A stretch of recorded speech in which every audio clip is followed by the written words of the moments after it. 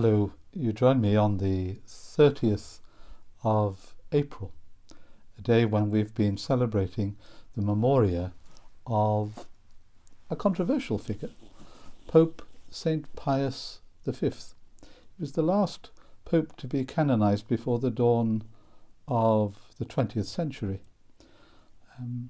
But he is closely associated with the Council of Trent and the Inquisition, and as a result, many voices outside the Catholic Church in particular might well seek to criticize him.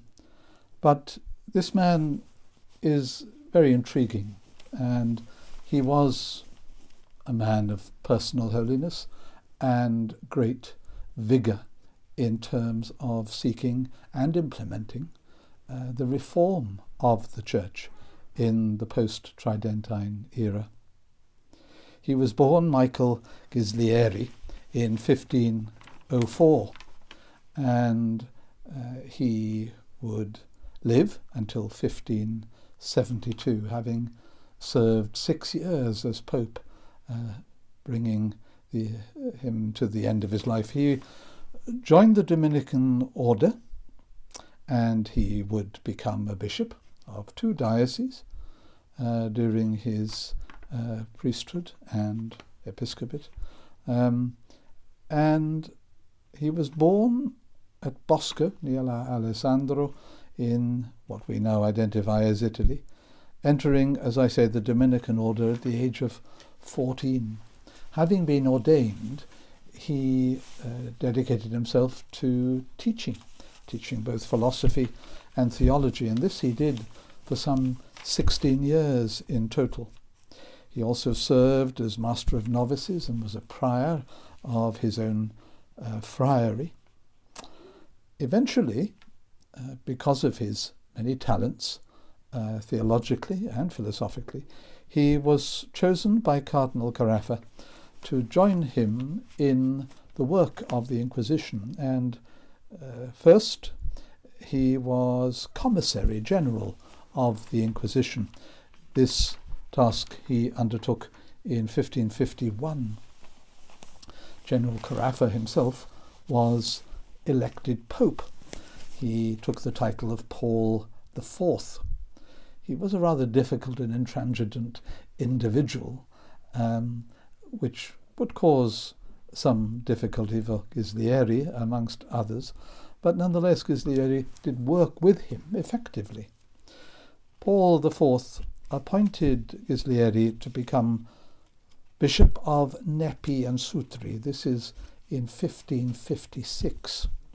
The following year, the Pope appointed him Inquisitor General, the very head of the Inquisition internationally, and he was created a cardinal.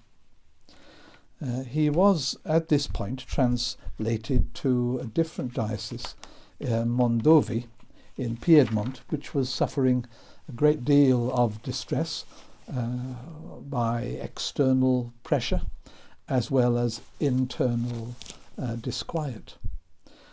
In this diocese of Mondovi, Ghislieri was very effective and brought about effective reform. He left it in peace and good order when he was recalled to Rome by the now new Pope, Pope Pius IV, who succeeded Paul IV. Now, Pius IV, as I say, was a difficult individual. Paul IV was a difficult individual. Pius IV also had his difficulties. He was renowned during his pontificate for his nepotism. Now, Ghislieri, despite being called to Rome to assist the Pope, was not unreserved in his support and was quite open in his criticism of the Pope, not an insignificant point. But despite this factor, Ghislieri was himself elected Pope following the death of Pius IV. This was in 1565, and despite poor Pius IV's nepotism, Ghislieri took the name Pius being Pius V. He made it clear right from the beginning of his pontificate that he was going to be intent on enforcing vigorously the decrees of the Council of Trent. On his election, he made it clear that he wouldn't pander to any external forces, including the rich and powerful of Rome. He distributed food to the masses and was of great assistance to hospitals and to poor convents right from the beginning. He oversaw the transformation of the papal household, its workings, ridding it of many an abuse. And in this undertaking, he was assisted by the great cardinal, and who himself would be canonized, Charles Borromeo, the Cardinal Archbishop of Milan. The reforms in the city of Rome were indeed radical, but they were welcomed. Particular interest to me, given my Spanish background, the Pope banned bullfighting. We don't associate that with Italy very often, but it was taking place. He undertook within this great effort to reform, he reformed the breviary, the office of prayer for the universal church, undertaken, of course, by those who are ordained and those others who are committed to the consecrated life. He reformed the Missal in accord with the decrees of the Council of Trent, and made sure that the new Missal was universally obligatory. It was to be used, other than in those areas where there was a well-founded local rite, which he did want acknowledged. The Roman Catechism, that is the Catechism of the Council of Trent, was completed during his pontificate, and he gave it approval and ensured that that catechism would be translated into many languages, into the vernacular, so that it could be widely distributed and widely used. Part of this effort was the desire of Pius V to ensure that there was obligatory and effective parish catechesis, particularly for the young. We can also note that it was during Pius V's pontificate that there was an effort to represent the teachings of St. Thomas Aquinas, and it was Pius V who designated Aquinas as a doctor of the Church, indeed as the angelic doctor.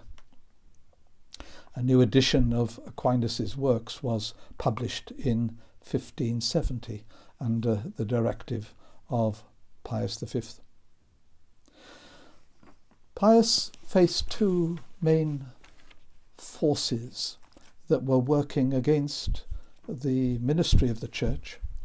One was the expansive spirit of Islam through the Ottoman Empire, threatening further incursions into the Balkans and into Eastern Europe.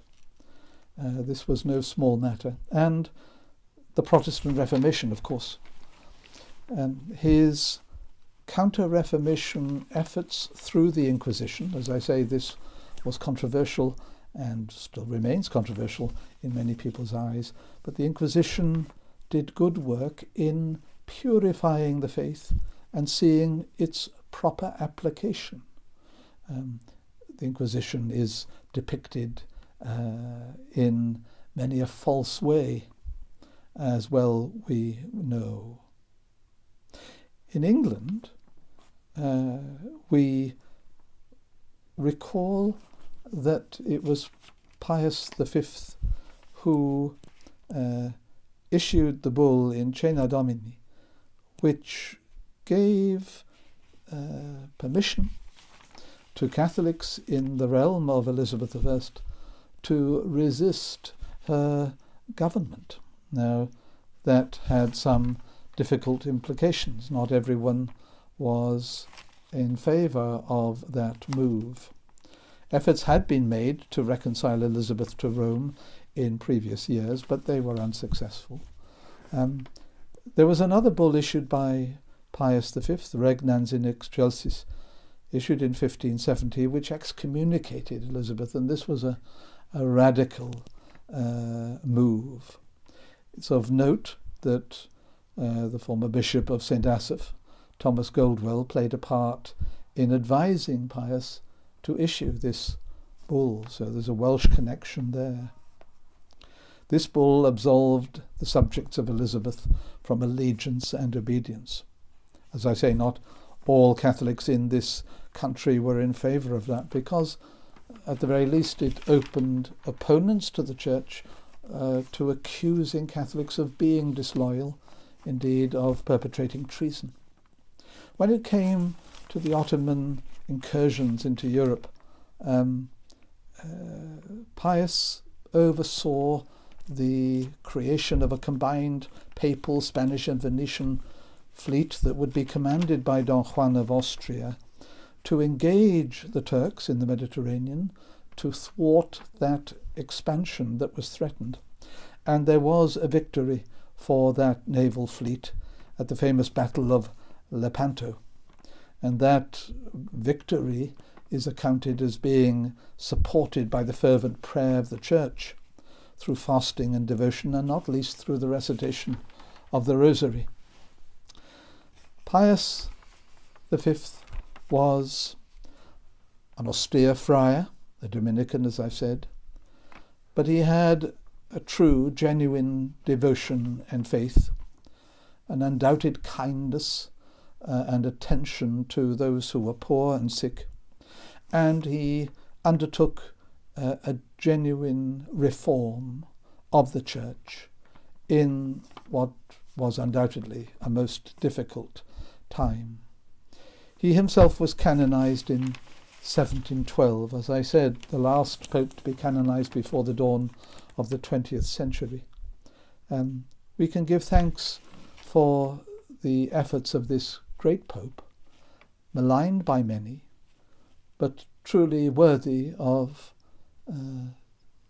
the canonization which acknowledged his sanctity and his efforts in purifying, reforming, ensuring that the Church was effective in response to the crisis of his era. We invoke his intercession today for the good of the Church in our own age.